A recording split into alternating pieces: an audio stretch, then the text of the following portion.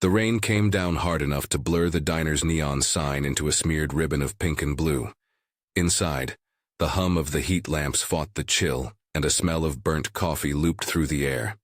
Maya stood behind the counter, palms damp from wiping the same spot on Formica, until her rag had turned the color of stale cream.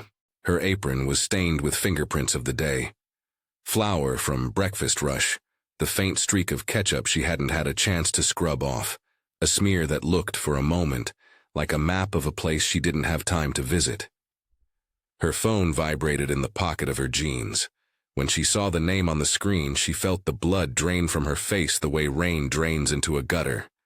Greg. Maya moved behind the pie case where the city's neon bled into the glass and tried to steady her voice. The first words were blunt, the second worse. An ultimatum, short and legal sounding.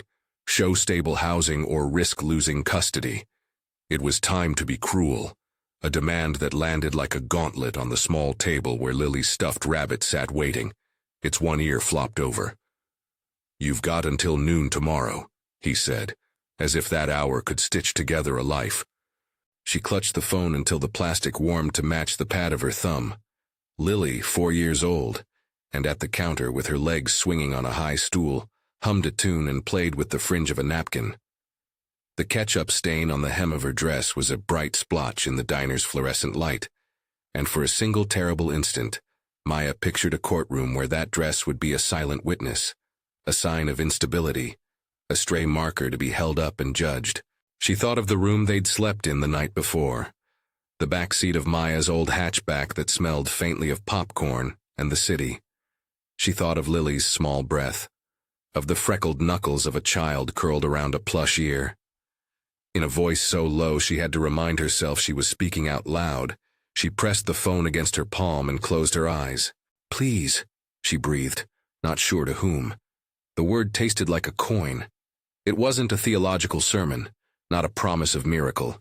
It was a human plea, an honest private plea for time, for mercy, for something practical, for a place where 4-year-old eyelashes wouldn't be used as proof against her. The diner's bell chimed as a man pushed inside, rain pooling off the hem of his jacket. He came in wet and tired, but not defeated, the kind of tired that belongs to someone who has spent days with his hands in cement rather than on keyboards. He had the broad shoulders of someone who could carry more than grocery bags, a construction worker's posture, nails still holding the faint memory of rust, a line of dirt under his fingernails like a badge. A girl of about 7 was with him, clinging to a faded backpack. Her hair had been braided that morning. A streak of flour dusted one braid, an accidental souvenir from pancakes. He paused, shook off his hood, and watched without intruding. Not because he wanted to, but because it was easy to stand at the edge of someone's life and make assumptions. But the diner was small. He couldn't not hear. The word custody slid from Maya's lips the way smoke slips from an old chimney, and it caught his attention. He lowered himself into the booth opposite, not as a conspiracy, but as a witness. When she finished the call, Maya folded into herself a little and tried to gather the pieces. The bills on the counter, the unpaid notice that lived in the bottom drawer at home, the way Greg's voice had been clipped and flat, the kind of tone men use when they think money is a judge. She wiped her hands on her apron and forced a smile for the few customers who hadn't noticed the tremor in her hands. It was a practice thing, like folding a fitted sheet. Make the outside look neat even if the inside was unruly. The man who had listened stood, reached across the tabletop as if it were not a leap, but a polite offering, and said quietly enough that it wouldn't sound like a spectacle, "If you need a place, I can help. Not charity, just a trade." The words hung between them against the steady rain. "A trade?" Maya repeated, skeptical and weary. She had been on both sides of help before. The quick handouts that came with judgment, the offers that included a drove of conditions. She had learned to read a man's face the way she read coffee grounds, for what would be left at the end. He set a hand on the counter, eyes honest but quick. "I've got a spare room in the house, my daughter and I." He gestured to the little girl. "We don't need all the space.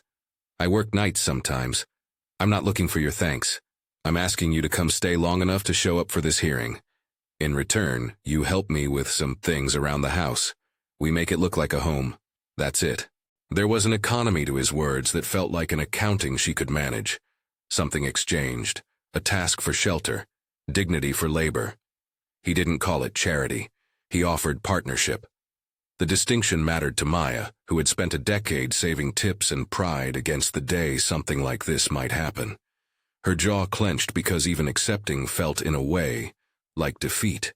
But when she looked down and saw Lily's shoe worn at the heel and the way the child's thumb had a scab that hadn't quite healed, the choice narrowed itself into a single line. "How long?" she asked. "Until you don't need it," he said. "Until the court doesn't need it. We'll keep receipts, get a few phone clips of the kids, and you can sleep in a proper bed. You can rehearse questions in the living room. And if it helps, I'll stand with you in court." He didn't say, "I'll save you." He didn't make it a rescue fantasy. He offered a house, a set of practical tasks, and his presence. It was modest and transgressive in its own quiet way, a stranger choosing not to look away. Maya's first instinct was to decline.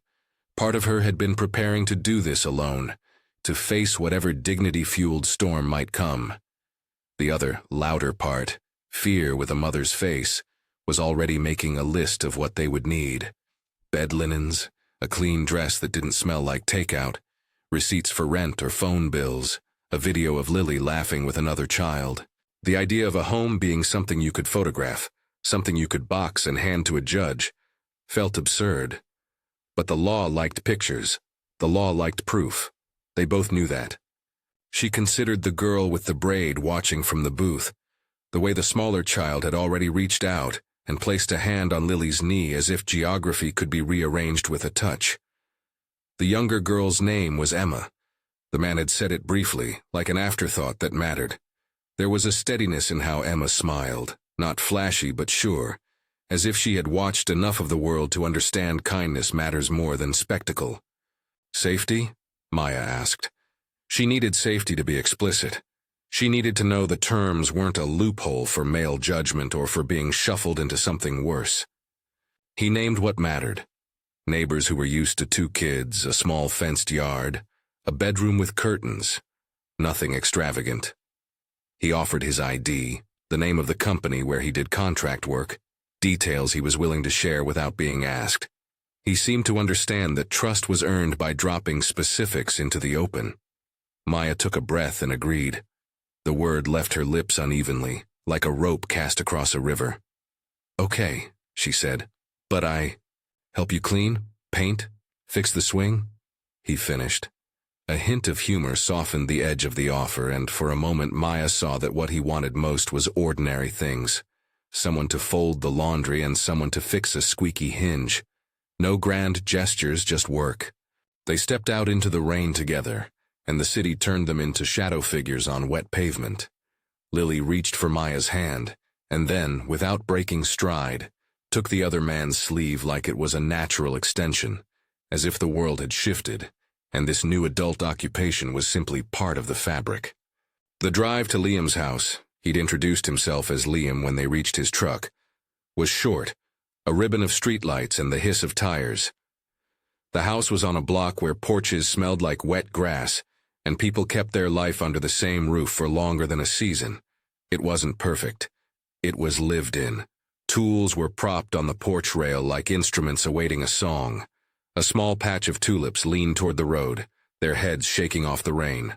In the window, a half-finished birdhouse sat tilted on a shelf, a child's project abandoned mid-glue, and the scene felt honest in a way the city rarely allowed. A life in progress. Liam moved through the home with the kind of efficiency that comes from years of building things. A roll of painter's tape here, a rag there, a plan for where to put out the good mugs. Maya watched him and found herself impressed less by the house than by the way he spoke to Emma. Direct, respectful, like a person worth the words. When Emma showed Lily a hidden shelf filled with mismatched crayons, the girls giggled, and Maya felt, for the first time in days, tear-slick warmth behind her ribs. The first night was a blur of small miracles. A bed larger than the back seat, a shower that sprayed hot, a kitchen where spices had names other than shelf life. Liam said little, but his actions were loud. He lent sheets and towels and cleared out a corner for Lily's small box of toys. Nothing theatrical, no speeches, just a slow handing over of a place to rest. They planned in whispers what to say, how to answer questions about employment and rent. They would gather receipts. Liam would write a check for a month's rent and offer bank records.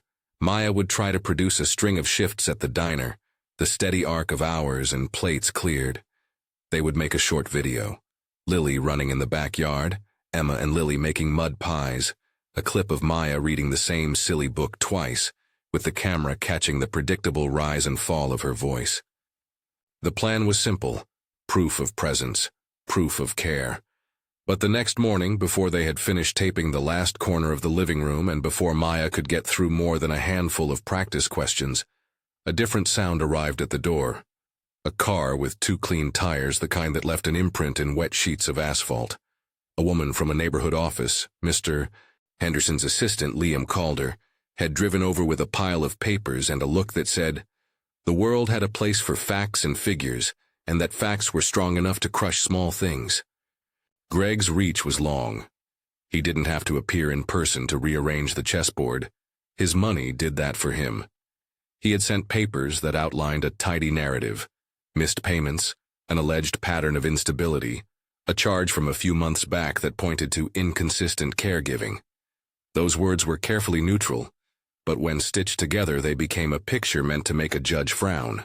Maya sat on the sofa with her knees drawn close as the pages were spread out like a fan of accusations. Her fingers traced the typewritten sentences as if she could smudge the ink away. Behind her, Lily played quietly with Emma, pressing 2 dolls together in a private negotiation the adults did not need to hear. Maya felt the heat rise in her chest, hot, salty, fierce, and then a shaking like the tremor that runs through an engine on a cold morning. What else do they have? Liam asked, quiet but not neutral, his eyes not leaving the papers. He had gone from helper to shield in the space of a breath. They found a record from when you had to take unpaid leave, and they dug up an eviction notice from 3 years ago. The assistant's voice was clinical. And they say you were let go from a temp agency for attendance. If they present this at the hearing, the judge could consider it. The words landed like pebbles. The eviction notice was old, from before Maya had steadied herself at the diner. The unpaid leave was a fracture in a recent year, a time when Lily had been sick and the restaurant had been short on staff. It was the kind of thing that, if left as singular facts, did not make a portrait. But press enough fingerprints together, and they make an accusation. That's not the whole story, Maya said all at once, sharper than she expected. She named days and pay stubs, the late-night shifts that had kept the lights on, the teacher emails confirming Lily's attendance in preschool. Her voice shook but did not break. She would not let them turn her life into a script written by someone else, not if she could help it. But then the assistant reached into her folder and pulled out a thin envelope with a different energy. Her hand was flatter against the table, a steady metronome of process. There's more, she said. Mr. Gregg's attorney suggests an arrangement to avoid public exposure. He's giving you a decision.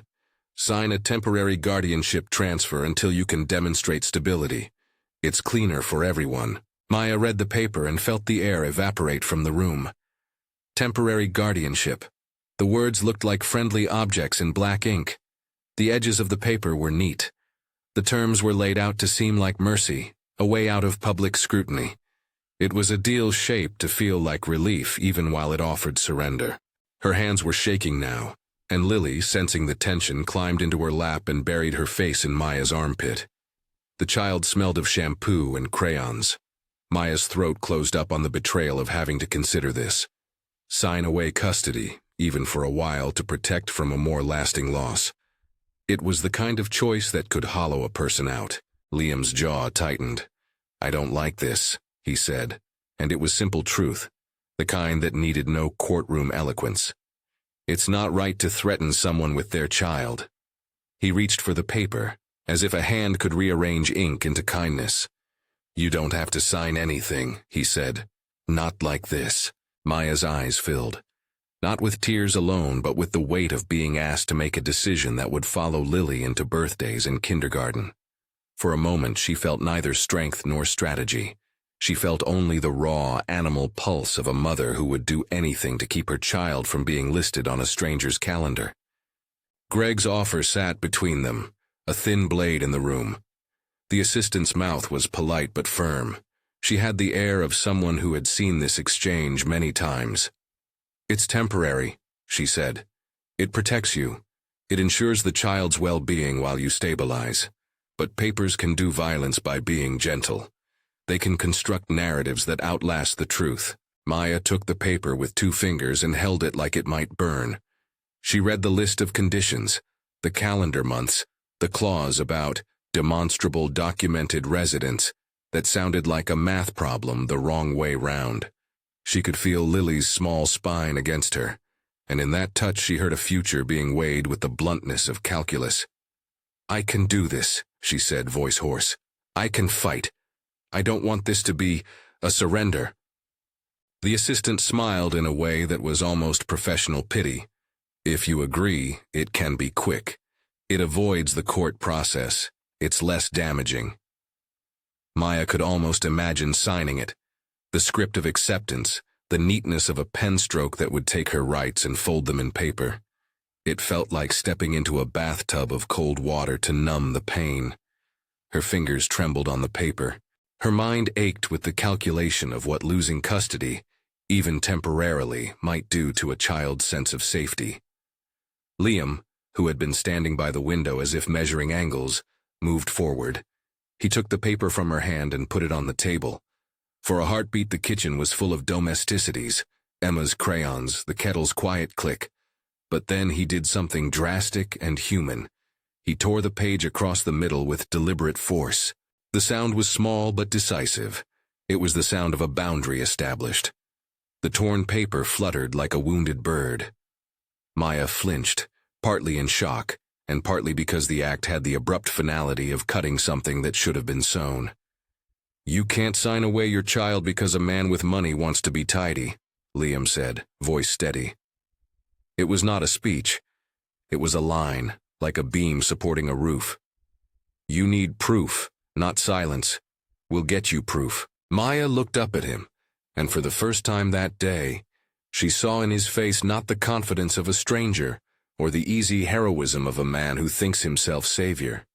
She saw the memory of his own life, a man who had learned the weight of absence and the price of presence, who had built a swing for his daughter with his own hands, and knew what it meant to watch a child laugh and not be able to do the math of protection alone. But tearing up a paper was not a magic wand. It was theater, perhaps, and a symbol. The assistant retrieved the torn pieces from the floor, her fingers polite and efficient. "This is a legal instrument," she said. "Destroying it doesn't change the offer. If you choose not to sign, that's your prerogative. But the offer stands. It's in your interest to consider it." "That's not the point," Maya said quietly. "The point is that I'm not going to be scared into giving up my child." Liam folded his hands on the table. "Then we prepare," he said. "We get everything they need to see, and we don't pretend it's anything other than real. We live it until we can show it." He talked of receipts to be gathered, of phone videos showing a bedtime story read by 2 women, of neighbors who could vouch for the sound of children's laughter. He suggested a short clip where the girls built a fort, not staged, but true. Evidence of presence, not the absence of trouble, but the abundance of care. The assistant left with a polite nod that suggested this was not yet over, that the machine of paper would be fed again, that Greg would not be satisfied with symbolic gestures. She had left a business card with a small, efficient logo on the counter, proof that dealing with people's lives was often an administrative task. That night the house buzzed with action. They painted a corner of Lily's would-be bedroom in a hurried blue, taped a poster to the wall, arranged a small bookshelf, and placed Lily's stained but beloved rabbit on the top shelf. Liam sat with his hands flat on the table and listed what they needed. Clean sheets, a recent bank deposit slip, a short video of Maya and Lily doing something normal. Emma and Lily drew a crooked handshake on a piece of paper and taped it above the door. Maya worked with an intensity that felt like prayer, not the kind that promised outcomes, but the kind that translated desire into labor. She scrubbed fingerprints from toys, sewed a small patch over the ketchup stain in Lily's dress, and tried to rehearse answers to questions that might be asked. Each time she practiced, her voice turned the same worry into something larger. It was not only for her, but for the small, living truth that children deserve a chance. When the clock hands heavy-limbed toward dawn, Liam brewed coffee with grim focus, the house filling with a scent that felt like a truce. He sat on the edge of the bed where Lily had curled up and said softly, "Listen, we don't lie. We just make sure what's true can be seen." They recorded a short video, the sort of thing a stranger could watch and know something meaningful. Lily and Emma in the backyard tossing leaves into the air, Maya showing Lily how to fold a paper boat, Liam tying a knot on a rope swing as if to say he could hold fast when needed. The video was simple and honest. It was not polished. It was, as Liam kept saying, proof of presence. At dawn, after a night of sorting and patching and quiet laughter that felt like the first tentative notes of a song, Maya sat on the porch, with a mug clutched between fingers numb from holding. Lily slept on the couch inside, her breaths the metronome of hope.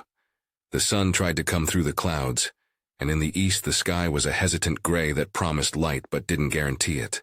When Maya looked at Liam, she saw someone who had stepped into another person's peril, not out of pity, but because he recognized the moral economy of a world where people sometimes needed a hand to lift them back to their feet.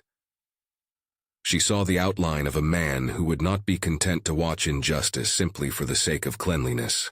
But the world outside the porch was not a safe bubble. There were calls to make, signatures to collect, a calendar that would not be stopped.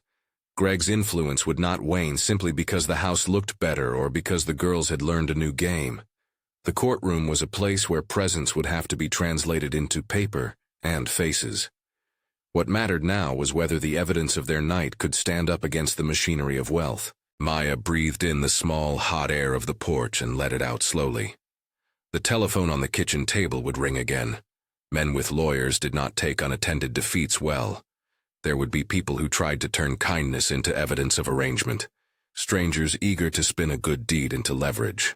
She folded the sleeve of her jacket into her palm and felt the raggedness of winter in the fabric. She could sign away tomorrow and save herself the trial by fire. But how do you teach a child about courage if every threat is answered by surrender? How do you explain to a 4-year-old that love is conditional? Liam passed her the final checklist they had made. Receipts, video clip, neighbor's name, a short affidavit of daily routines. He had stayed up all night preparing the house and the story. He had a small, crumpled set of bills he offered to pay to help cover the immediate costs. He had not been asked to do any of this. He had simply, and with utter normalcy, chosen to show up. "You don't owe me anything," he said again, as if the truth needed reinforcement. Maya's laugh was half a cry and half a grateful sound. "You've done enough," she said. "No," he said. "We do this together. That's the point." His voice contained no flourish, just the steady certainty of a man who had come through hardship and decided he would not let someone else be written out of their child's story without a fight. The morning moved toward the hour when the papers were due to be filed. The neighborhood seemed to hold its breath. No honks, less traffic. Even the neighborhood dog outside seemed to consider the solemnity of domestic business. Maya folded Lily's dress and tucked a clean one into a plastic bag. A small, almost ridiculous act that felt like armor. She stooped to kiss Lily's forehead and promised, in a whisper, that she would not let her go. The phone rang again. This time it was Mr. Henderson, Greg's lawyer, voice smooth as a polished surface. "We've been flexible," he said. "There's still an opportunity to avoid a statutory hearing. You know what that entails." He proposed an amount that would make a person swallow shame like a pill, a way to make the problem disappear. It was an offer wearing the skin of mercy, money for silence. It was an old method in a new suit. Maya's hand tightened around the phone until her knuckles whitened. She thought of Lily's small ears, of the story she wanted to be able to tell her when she was old enough to understand the mechanics of adults, that her mother chose to fight, not to bargain with her childhood. "Is he threatening you?" Liam asked, calm but edged with a kind of wrongness at the idea that someone could put a price on a child's life and call it a solution. "It's a transaction they'd like me to accept," Maya said. "But they think a little money can do what presents cannot." Liam's eyes were steady then, and there was a moment when a decision settled onto him with the weight of a tool placed back into a belt. "We don't sign anything that diminishes her," he said. The offer was a pivot point, the kind that reveals the bone of a person. Maya, who had been trained by economy to consider every option as a ledger entry, looked at the torn paper on the table and felt the knot in her throat unbind. "You can refuse, but sometimes refusing is still scary," she admitted, and here was a truth she had always known.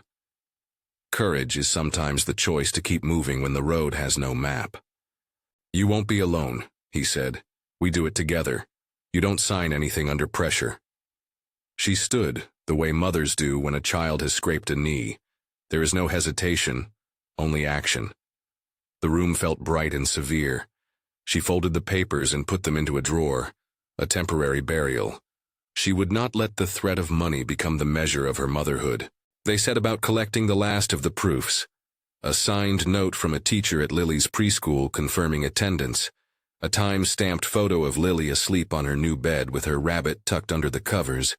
The video file of the girls laughing. They printed receipts and taped them inside an envelope. They called a neighbor who agreed to come and sign a short statement about the sound of children at the house. They rehearsed one more time what Maya would say if a judge asked about stability. Not grand promises, but daily rituals, bedtimes, a place for play, someone who would answer the door when the child needed it. As they worked, the children played at building a fort from blankets and chairs, shrieking with a kind of joy that had nothing to do with the storm outside. Maya watched them, and in their laughter there was a vindication she hadn't realized she needed. That the small, honest life was already happening, whether the law recognized it or not. At noon, the papers could be filed, or they could be refused, or some new twist could arrive to complicate the carefully chained facts. The larger systems, money, attorneys, precedent, hummed with a bureaucracy that didn't know the particular weight of Lily's small knees. But inside the house, the proof they were building had a human pedigree that no ledger could fully account for. It was then that another piece of the story arrived like a small, bitter wind. Greg had found someone to claim missed rent payments that had never occurred, a small man at the leasing office who swore a formality as if it was an oath. It was the sort of thing that leaned on the edges of truth. There had been late payments, but not in the way it was being framed. People with resources had the habit of framing the past in the singular narratives that suited them.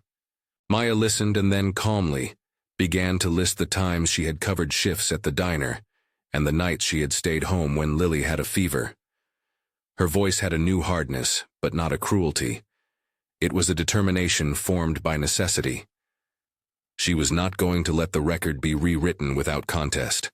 Liam gathered the receipts he had paid, the rent check, the small utilities he'd covered for the month, and they began to assemble the packet. He printed the video to a thumb drive and helped Maya write a short affidavit recounting a few simple Saturdays, grocery shopping with Lily, the way she liked to line up jars on the windowsill, the peculiar way she pronounced the word library. It was the ordinary things they were trying to make legible. They believed the judge would see a stack of facts and, behind those facts, a life. They were trying to convert the messy, unphotogenic work of parenting into something that had both heart and head. But the machinery of intimidation does more than simply offer money. It seeks to make resistance costly. Greg's next move was to send a private message to Maya's manager at the diner, hinting that continued employment would be messy if the case continued to public hearing. An insinuation like that is not a blow so much as a pivot. It forces you to weigh not just your present, but a future dependent on a boss's caprice. Maya felt the floor tilt beneath her. She had always counted the diner as a sanctuary of sorts, a place where plates and pies were steady, and where the rhythm of service could mend a frayed day. To have that place threatened was a complicated cruelty. It meant her ability to provide might be compromised in the very act of trying to provide. Liam watched her reaction, and then did something else practical. He marched back to the diner and spoke with Maya's manager. He did not argue. He did not threaten.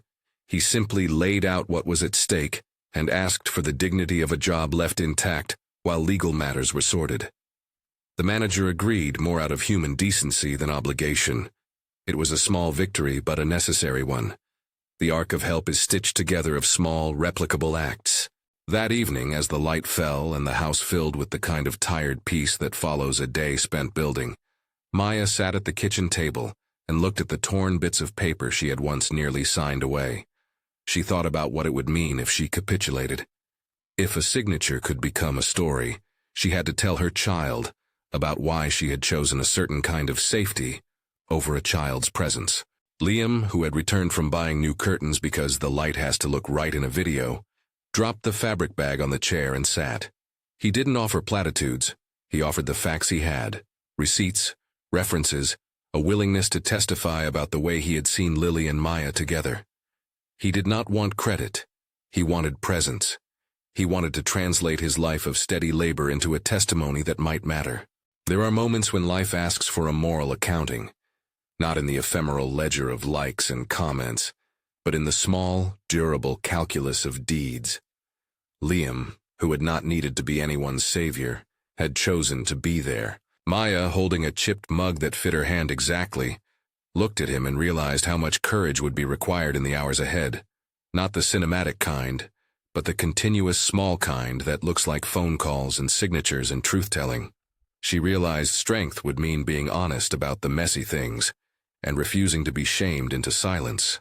The next morning, after a night of fragile sleep, they filed the packet. They could not control everything. They could only offer what they had: evidence of presence, receipts that showed money moved hands for rent, a video of two children who loved each other, and the testimony of a neighbor who had agreed to say she'd heard children at play.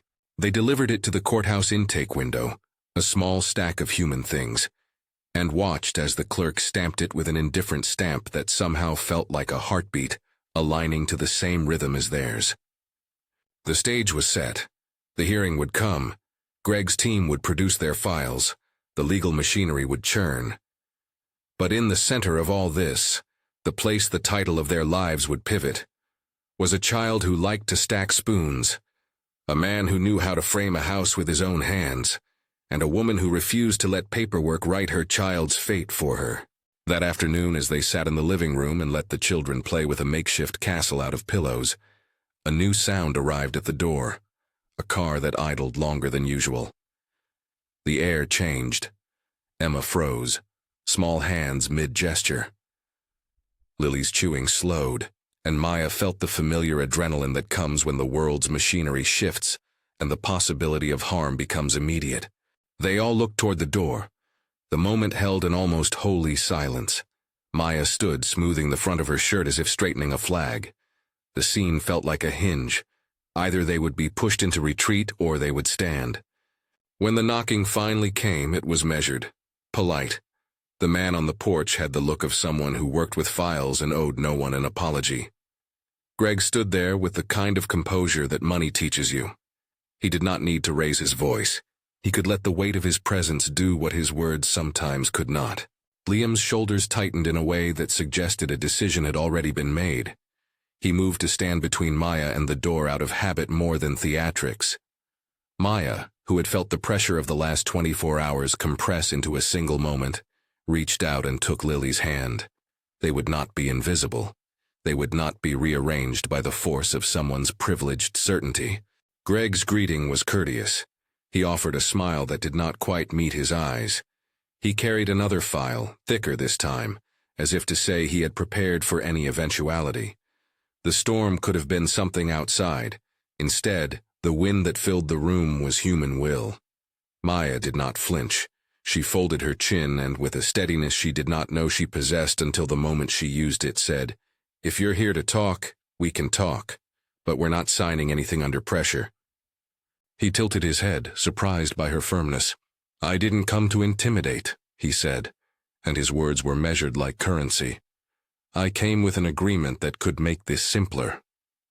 They sat, the five of them, the adults at the table, children in the fort, the rain drumming a steady beat on the roof, like a domestic jury of sorts. No gavels, no robes, but the stakes were real. What would be the next move? Would documents be waved like a flag to make fear the currency of choice? Would presents be reduced to receipts and tapes? Before anyone could decide, a new voice cut through. It wasn't loud, it didn't need to be. Liam, who until then had mostly done the work of building and steadying, took the papers Greg offered and, with a gesture that would be small on stage but huge in life, folded them in half and slid them toward the edge of the table. "All right," he said. "We'll do this the right way. But I won't let a child be used as a chess piece." The man from the file, Mr. Henderson, Greg's lawyer, cleared his throat and said that legal channels existed for a reason, that if anyone wanted to drag this into public scrutiny, the court would handle it. He spoke of expediency and efficiency, and how such arrangements could keep things from getting messy. Liam, who had learned how to work around structures out of necessity and not ideology, reached forward and, in a decisive movement, tore the legal agreement into pieces. The action was raw and immediate. It did not solve anything, but like a bell, it marked a moment. They would not be bullied into transferring custody by the soft violence of a pen. For a beat the world seemed suspended, as if the room had become a little chapel for the stubbornness of ordinary people. Greg's face tightened. Mr. Henderson's eyes narrowed with professional dismay. Maya, since the beginning of this story, had been accused of being desperate. Now she felt neither desperate nor complacent, but instead donated to a clarity that she could not have manufactured before this night. "You can't just—" Mr. Henderson started, the edges of his patience smoothed into policy. "I can and I will," Liam replied. "I won't be part of a deal that strips a mother of her child." His voice was low, restrained, and when he spoke it settled like a brace across the room. "We'll fight this honestly. We'll let the truth be seen." Mr. Henderson's smile thinned. "We can take this to court. If you wish to battle, we will see each other there." "We will," Liam said simply. "And when we do, I'll show what I know is true." They did not have illusions about the courtroom. No one does. It was not a place that loved nuance. But they had something juries and clerks collide around after the papers have been counted. Human evidence gathered in the shape of ordinary life. They packed the file with what mattered.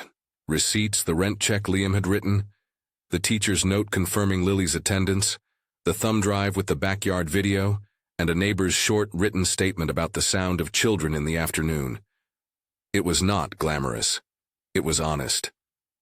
At the courthouse the week that followed, the building felt cavernous and important in the way institutions do. Marble floors that swallowed the sound of feet, glass doors, a knee-deep river of people moving with the business of their own lives.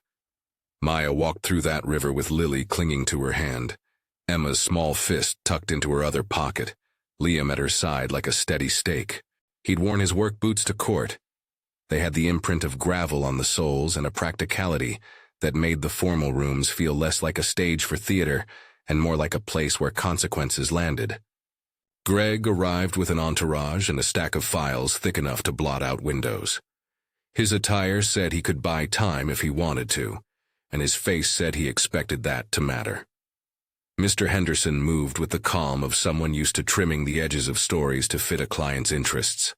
The judge, Judge Harrison, sat high and composed, a woman whose face had the will of someone who had listened to many versions of pain and pretense. Her first glance at the parties was quick, like a carpenter checking a beam for rot. The hearing was brisk and tight, not the drawn-out spectacle that novels imagine, but a concentrated exchange measured in questions and the careful placement of items into the record.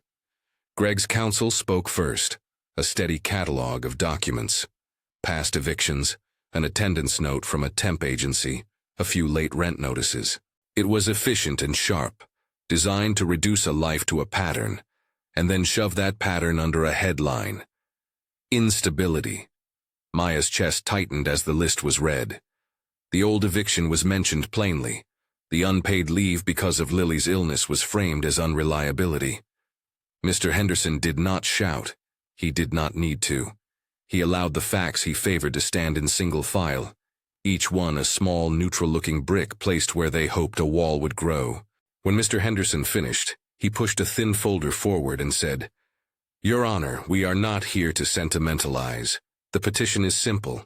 The child's best interest must be protected. Mr. Gregg has offered a temporary custody arrangement that would guarantee a stable environment." Judge Harrison steepled her fingers and looked at Maya like someone reading a map. "Ms. Rivera," she said, using Maya's surname with neutral formality, "what do you propose? How can the court be satisfied you have a stable home for your daughter?" Maya felt 100 possible answers like plates wobbling on a tray. The words she had rehearsed earlier, in Liam's living room at midnight, came up not as a script, but as small truths she now needed to set down plainly. She looked at the judge, and then to where Lily sat, fiddling with the hem of her dress. "We'll offer proof of residence," Maya said, voice steady by effort. "A lease payment, a month's worth of utilities, a neighbor who can confirm the presence of children at the address, a video that shows daily routines, bedtime, meals, reading, and if the court requires oversight, I will agree to check-ins. I don't pretend we are perfect, but this is a place where Lily sleeps under a blanket that's not the inside of my car. She has a bed, a routine, and people who care for her." Mr. Henderson's brow lifted just enough to be an accusation. "Routine is a low bar," he suggested. He asked about stability and employment, about the incident noted by the temp agency. Maya told the story honestly. The hospital nights, the fever that kept her home when managers couldn't spare staff. The nights on end she had boarded the diner through shifts that left her tired but present. She did not make excuses. She told what happened and how she had paid the price for being there when her child needed her. Liam's turn came. Mr. Henderson's eyes sharpened, as if sure a man with construction boots would be easy to frame, as inclined to transient work, to a life that couldn't promise continuity. He began, as he had rehearsed, by explaining the practicalities. The rent check he had written, copies of bank transfers he'd made to cover a month's expenses, the small receipts for the curtains and the bedding. He placed the thumb drive on the table and asked the clerk to play the short video. It was not a cinematic composition. It was a warm, shaky minute of two small girls chasing leaves, of Maya reading the same silly page until the punchline, of Emma handing Lily a crumpled paper crown, and both of them bursting into real laughter. There are gestures no amount of rhetoric can counterfeit. Lily's little crooked smile when Emma poked her, the way Maya's hand lingered on her daughter's shoulder. Ordinary things that register in a judge's eyes in a way paper never quite does. Mr. Henderson attempted to frame the clip as staged. He asked whether the meeting between the families had been orchestrated for the camera. Liam answered simply, they had not scripted the children's laughter. The neighbor reaffirmed on the stand that she had often heard the girls playing after school and occasionally watched them in the yard. A teacher from Lily's preschool, called by Liam, confirmed Lily's attendance and noted that she appeared secure and engaged in class. Each testimony was small, a tile in a mosaic, but Mr. Henderson kept pressing. He tried to paint Mr. Liam as an accessory, someone whose temporary generosity might not translate into long-term commitment. He hinted at the torn piece of paper, at the theatrics of the dinner's front room confrontation, and suggested performance rather than proof. It was an efficient line of insinuation, showmanship in place of substance. Liam met each insinuation with facts. He produced the rent check made out to the landlord, a printed schedule of his work, colleagues who could testify he had fixed his own schedule to be available for shifts when necessary, and texts where he'd coordinated days and times to help with childcare. He spoke plainly about building the swing in the backyard, about the nights he'd watched Lily when Maya worked, about the inconvenient phone calls he'd taken at midnight to soothe the child's fever. His words were not a plea for applause. They were the record of choices. At one point, Judge Harrison leaned forward. "This case," she said, "is not about who has the nicer papers. It's about who will care for this child's daily life. Consistency of meals, of bedtime, of someone answering the door. The court will weigh both documents and demonstrations." She listened longer than most. When Mr. Henderson suggested that a temporary guardianship might be in the child's best interests to avoid disruption, He used the language of risk management. Maya, quietly, explained the meaning of disruption from a mother's vantage point, the small daily things that teach a child they belong. Disruption, she said, shouldn't be used to move a child away from their parent because someone prefers quiet records over noisy, complicated love. The room's tension released like a held breath when the judge asked whether Liam would be willing to take on responsibilities consistent with shared residency, formal agreement to provide a stable address for Lily for the foreseeable months. Liam's answer was immediate. Yes. He was not offered the role of rescuer. He accepted the role of roommate and co-guardian, a practical accommodation that would provide the stability the court requested and keep Lily with the people who already cared for her. After deliberation that did not feel long but which the parties recognized as a hinge, Judge Harrison announced her decision. She noted the presence of human proof that supplemented the cold documents, the neighbor, the teacher, the video, the financial steps taken, and importantly, the testimony about daily routines. She acknowledged Greg's concerns in the evidence of past instability, but she also observed that the remedy proposed, temporary guardianship signed under pressure, was not in line with the child's best interest if the parent was taking demonstrable steps toward stability and had community support. For the purposes of Lily's welfare, she said, the court will grant primary custody to Ms. Rivera, with shared residency arrangements that recognize Mr. Liam's role in providing a stable home environment. I am instituting a short-term review period of 60 days, during which the court will expect documented progress, but there will be no transfer of guardianship without explicit consent or further adjudication. The language was legal, but its meaning was clear. Maya kept Lily. The win was not a cinematic knockout. It was a binding of pragmatic choices to the reality in front of the judge. Maya felt every inch of exhaustion and relief tumble out of her body like a sack being slung to the floor. Lily clambered into her lap, arms tight, the way children mark victory by making themselves heavier in the world. Outside the courthouse, the rain had cleared. The city had rinsed itself and the light was softer, a late afternoon molasses that made metal glint like a promise. People who had been strangers the week before, neighbors, the preschool teacher, a clerk who'd stamped their documents with a sympathetic look, offered small smiles. Nothing fixed every potential future problem, but a crucial one had been moved. The immediate legal threat was resolved in favor of the family they'd built by hands and honesty. The days that followed were not a montage of easy endings. There were bills to be paid, shifts to coordinate, and the bureaucracies that seemed to enjoy poking at tender things with forms. But the rhythm of the house changed. There was room now for routines to deepen. Liam helped Maya set up a small corner for her bookkeeping. She started a daring plan to ask for more hours at the diner, with a schedule that would respect Lily's bedtimes. The manager who had been on the fence had seen enough to offer the hours. Small hedges of stability took root. An ordinary Sunday that could have been unremarkable turned instead into one of the story's most honest miracles. Liam and Maya worked together on the swing he'd promised to finish. He sanded the wood, measuring twice and smiling once as the girls held the ropes and tried it on, tentative at first, and then whooping when the first proper push sent Lily's braid flying like a banner. Emma clapped, arms outstretched as if she could catch the motion of the air itself. Maya sat on the porch with a pitcher of lemonade, watching fingers sticky with sugar and hair drying in a sun that seemed determined to be warm. "Thank you," she said to Liam, a phrase that felt too small for everything he had done. He shrugged and handed her the screwdriver. "You don't owe me thanks," he said. "You did the actual hard part. You kept showing up even when it would have been quieter to sign away. I just made sure your showing could be seen." They had each gained something that was not the kind found in bank accounts.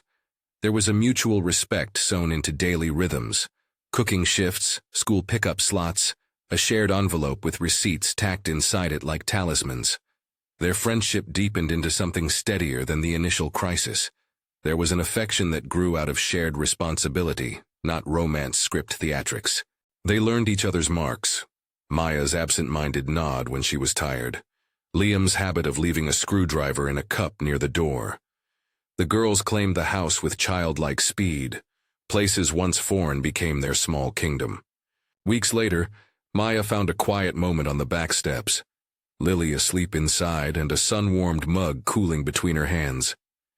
She thought of the night in the diner, the slick neon, the phone that had landed like an anvil on her chest. She thought of tearing up the paper that almost cost her everything, and of the strange, ordinary hero who had sat with her under the clatter of dishes and offered a trade that preserved her dignity. She prayed then, brief, unelaborate, not because she was certain of answers, but because holding hope aloud felt less fragile. It was a prayer of thanks for hands that would not look away, and for people who turned the practical into a kind of mercy. It did not promise that life would be easy. It acknowledged that kindness sometimes looks like tiring, repetitive acts of care. It honored the fact that miracles can be slow and small. Life took on props of normalcy. PTA meetings where Maya sat with a cup of coffee and secretly penciled in shifts, Emma and Lily planning a joint birthday that involved one too many glitter stickers, Liam bringing home a slightly crooked bookshelf he'd repaired for the girls' crayons. Money was still a worry. They kept a spreadsheet that read like a shared confession. But beneath the spreadsheet there was a sturdier currency, knowing that someone else would answer the door at 2 a.m. if a fever rose, and that a pair of boots by the back door belonged to someone who would not even consider looking away. Greg's presence receded into the background, as often happens when the legal machinery doesn't produce the tidy victory he hoped for. He continued to call, passively aware that the system always affords an avenue for those who can pay. But the matter had shifted from being a ledger entry to being a lived reality too messy to be reduced to $1.